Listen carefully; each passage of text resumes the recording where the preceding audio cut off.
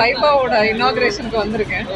So அதை பற்றி நீங்கள் கேள்விகள் கேட்டால் நான் அதுக்கேற்ற மாதிரி I would love to answer. எனக்கு தெரியும் எல்லாம் ரெடியாக இருக்கீங்க அப்படின்னு. Yeah we are very happy that this is happening.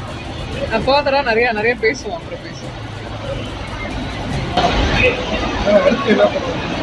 நான் வந்து இப்போ ஒரு சமுத்திரகனி சாரோட ஒரு ஃபிலிம் பண்ண போகிறேங்க.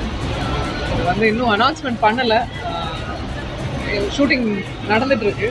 அது ஒரு ஃபிலிமு, இன்னொரு ஒரு ஃபிலிம் கமிட் பண்ணியிருக்கேன். வேறு 2 ஃபிலிம்ஸ் பைப்